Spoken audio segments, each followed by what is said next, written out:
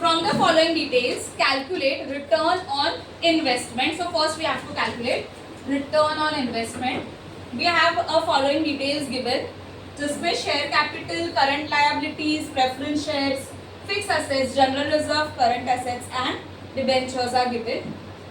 If you see, हमें बोला है कि 12% प्रेफरेंस शेयर है एंड 10% क्या है, डिबेंचर्स है.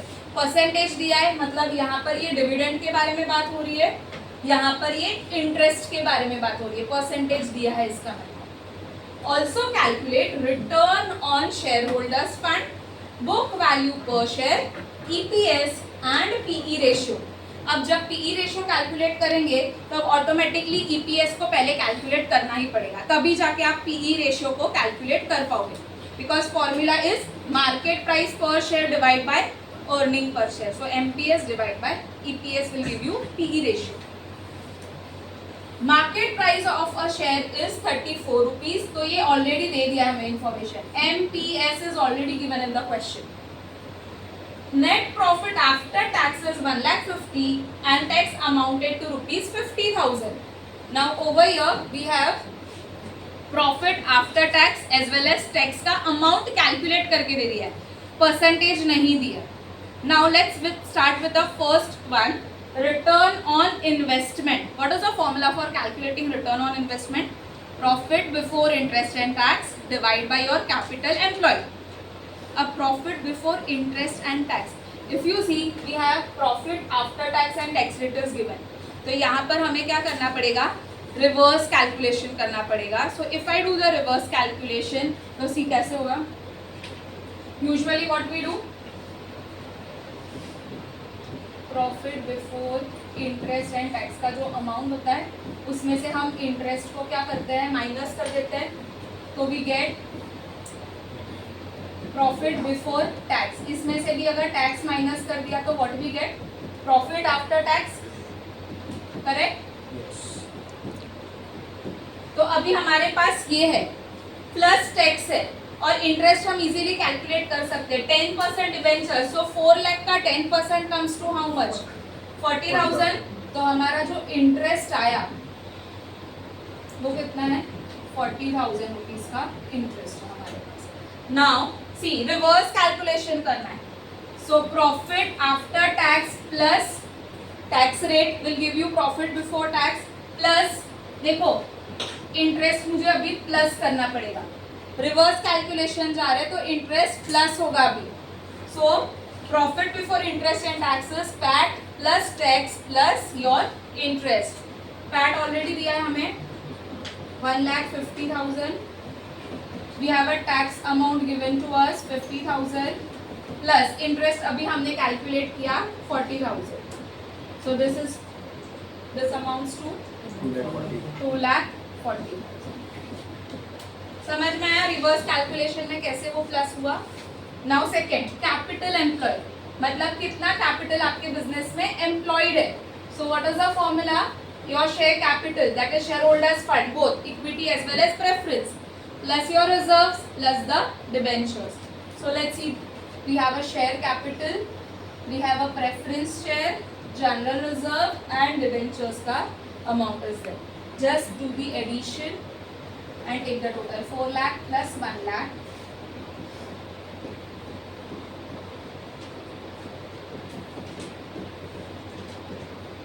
plus your reserves and surpluses 1,84,000 plus your debentures are of 4 lakh. This will be equal to how much? 10,84,000. So we got the numerator as well as we got the denominator. तो हम easily इससे return on investment calculate कर सकते हैं. And since return will be expressed in the form of percentage, so always remember we have to multiply it by 100. So multiply it by 100 to get the return in the form of percentage. Now numerator is of 2,40,000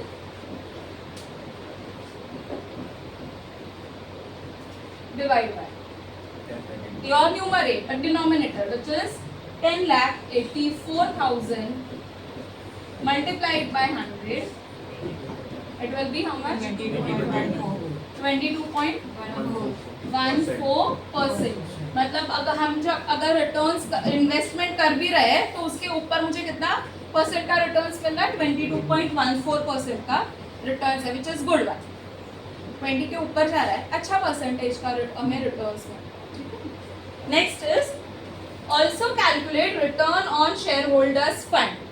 now when I से share holders fund मतलब share holder equity share holders भी और preference share holders भी, दोनों के बारे में बात होंगी यहाँ पे, इक्विटी भी एंड प्रेफरेंस भी.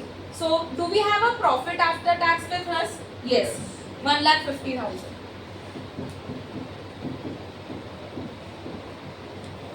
When I say shareholders fund, it is equity shares जिसका वैल्यू है 4 lakh plus your preference share holders that is 1 lakh plus your reserves and surplus. कितना है reserves and surplus? 1,84,000.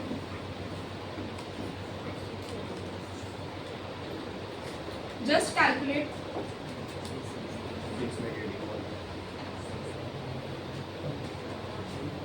So your numerator will be how much? Numerator 6,80,000. Numerator is 1,50,000 and denominator is 6,84,000. So 1,50,000 divided by 6,84,000 into 100 will give you the 21.92%.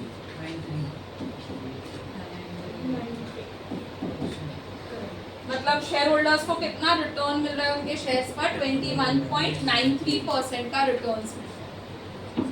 Next is book value per share. Now when I से book value, देखो पर share calculate करना है तो formula will be book value divide by number of equity shares. Okay, how you get a book value? Equity plus your reserves. तो equity कितना है? 4 lakh. Reserves कितने हैं? 1,84,000.